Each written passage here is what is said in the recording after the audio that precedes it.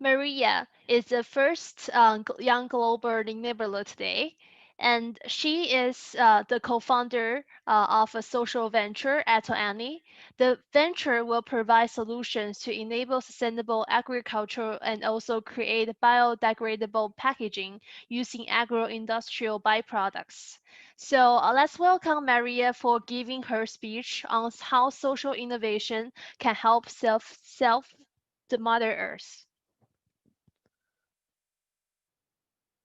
Okay, hi. Hey, Maria. Yeah, I'll just share my screen, right? Yeah, I'm Or going to give the remote control to you and you can take over the slide. all right, thank you.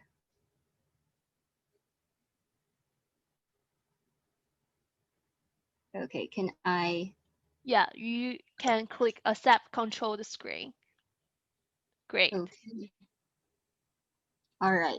So, oh wait, should I go back? All right. Okay, going back. Okay. So, hi, can you hear me?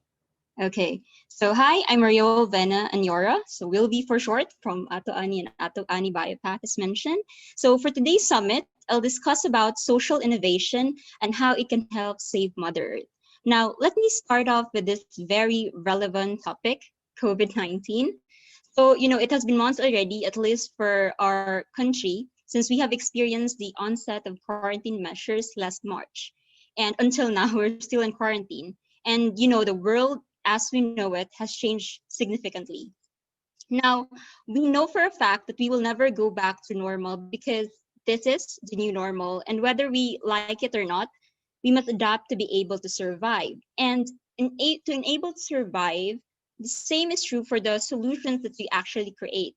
This solution should adapt to the changing times. For instance, as fast as technology creates solutions or new products, I wish that the same effort must be put on our pressing sustainability issues. I wish we could learn as much from how we are currently handling the COVID-19 pandemic around the world as to how we should work and should work in the future in addressing the sustainable development goals. And this has been shared back in 2015. Now, we are actually a decade away to fulfilling these goals because our target year is actually 2030. Now, the question is, will we be able to achieve it by this time? At the rate at what we are doing and how we are doing it to address these global issues, we may be too far away from achieving these goals. And if COVID-19, going back to COVID-19 as a publicist, then I think we should hire this person because my social media feeds, my messenger, even my text messages nowadays are all flooded with updates and discussions towards fighting the COVID-19 pandemic. And people are panicking, people are cooperating with the government, people are acting in it. So if we do the same for our global issues like climate change, hunger, poverty, health, access to quality education, clean water and sanitation, peace and security, water, air, and land pollution, then I don't think we will not fear not being able to address these issues by 2030. Now, this is why I wanted to talk about social innovation because as cliche as it may sound, we need to have more social innovators and change makers out there who have the passion to actually help save Mother Earth.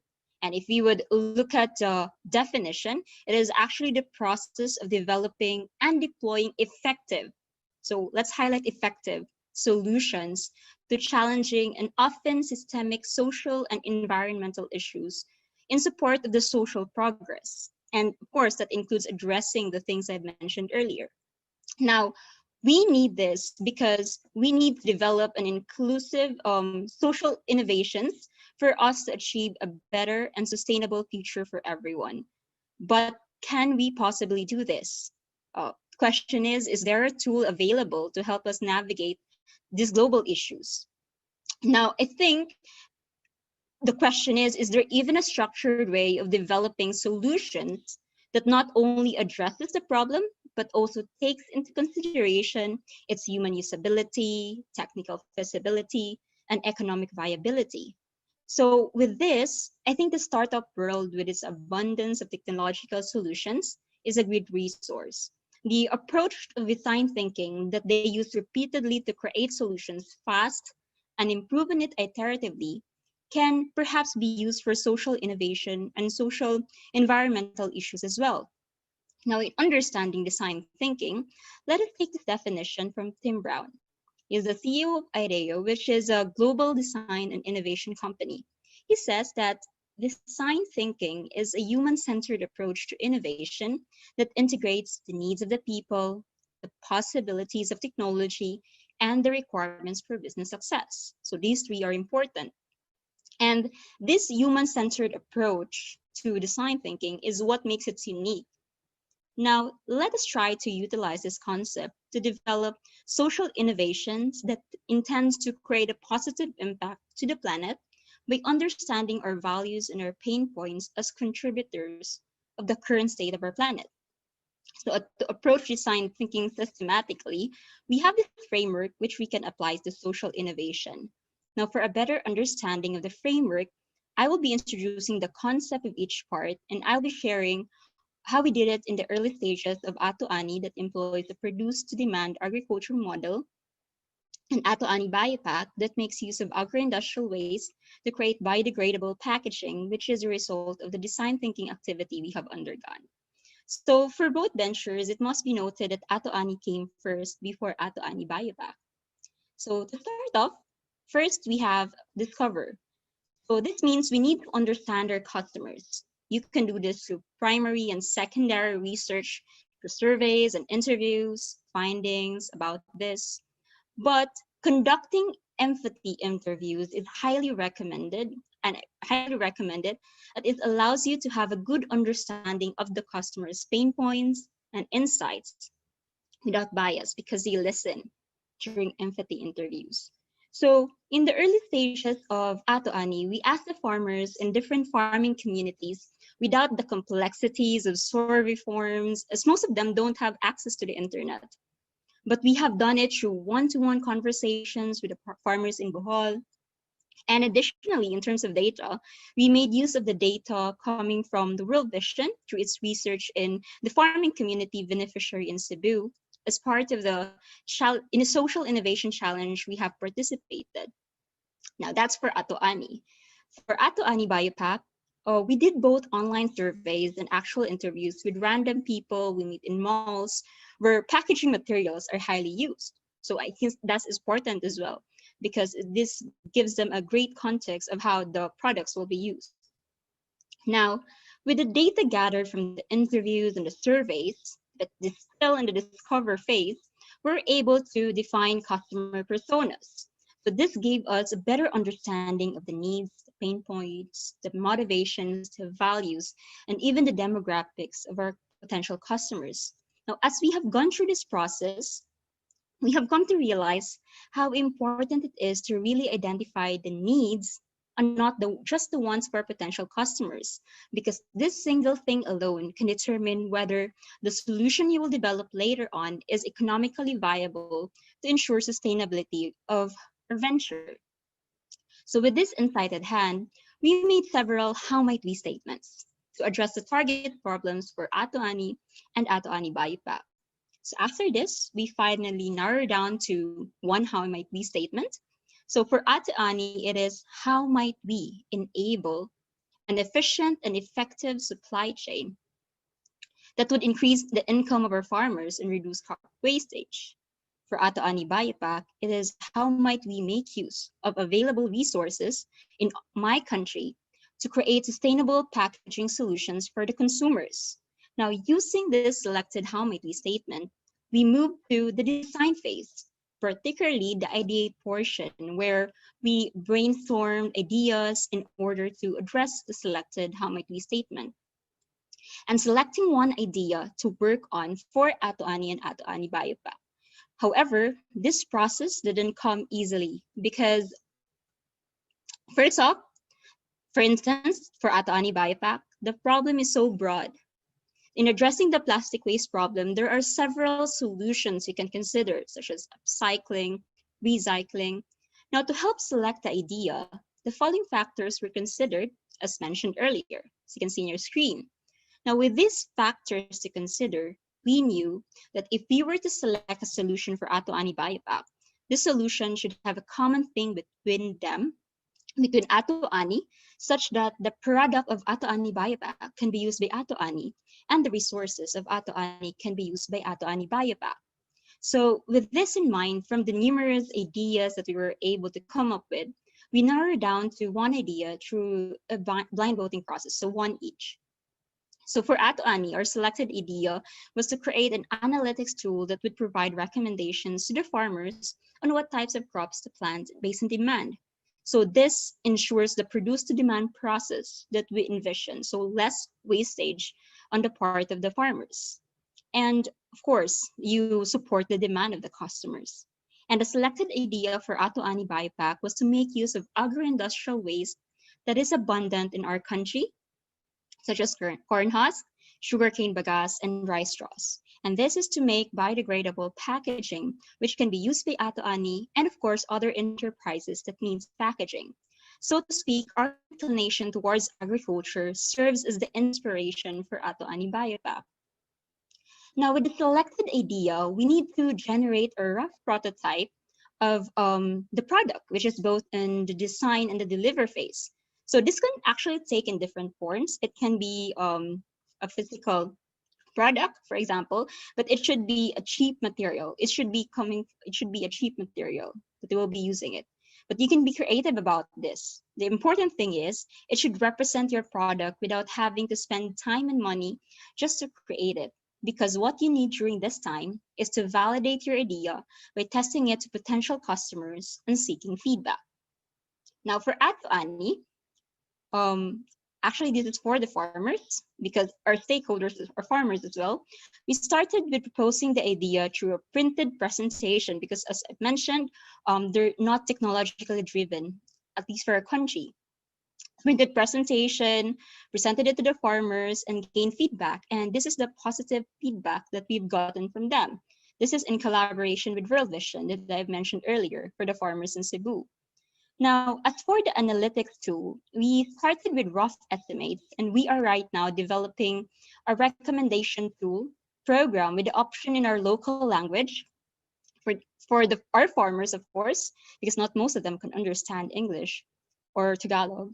And that is web-based and mobile compatible, and that can be used by our partner farmers or customers, and in our operations to enable effective implementation of the produce to demand model. Now, to support the demand side, we started with social media listing of our products before we transitioned to this e-commerce website, which we have right now. So that is for AtoANI, it's prototype. For AtoANI BioPack, in the early stages, we were still testing the idea. We actually just wrap a bar soap in crap paper along with some validating questions to potential customers. Later on, we developed an in-house prototype. So this is a corn husk and made it into a biodegradable packaging bag as shown here. Okay, here. Actually, it's a video, so it can be shown, but it's a packaging bag. So here we are targeting to scale through partnerships that would further improve quality and bring down costs. So from these exercise, we obtained a good amount of feedback, which proved useful in our development stage and for improving our solution and product. Now, that's the feedback. So once you have your first version of your product, it doesn't stop there. It really doesn't stop there. You must keep on asking for feedback to be able to improve it. Hence, it is normal to have several updates or iterations of your product, each new update better than the previous one.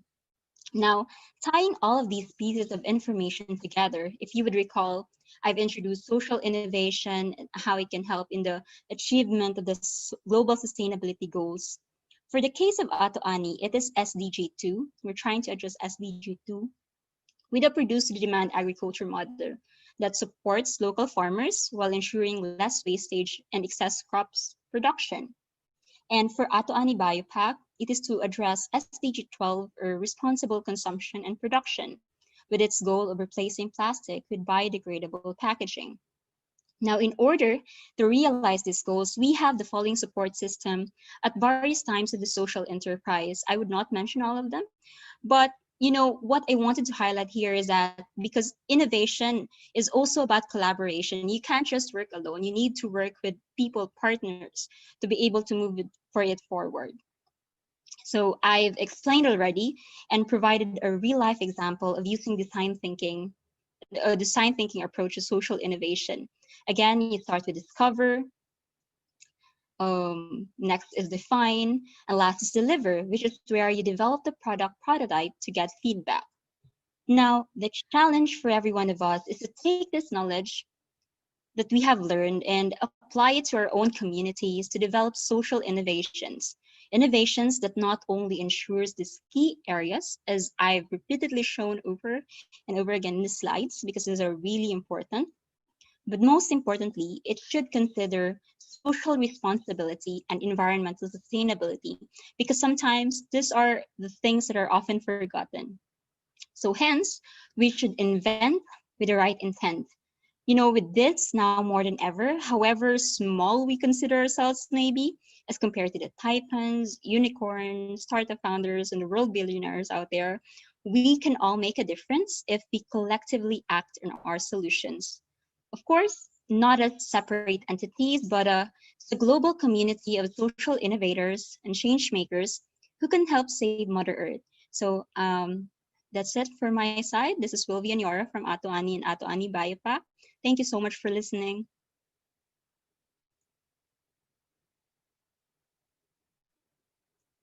Yes. Thank you so much, Maria. I think your journey is really exciting, and actually, like one of the audience is really curious about like why the name of company is AtoANI. Is there any special meaning? Yes.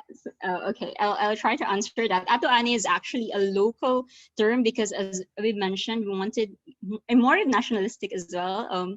Apart from sustainability, I'm also nationalistic. So, and also, this language is a local language. Ato, if you cut it down, Ato is ours. If you translate it in English, and Ani is harvest. So it kind of relates to our industry or where we wanted to focus on. So our harvest.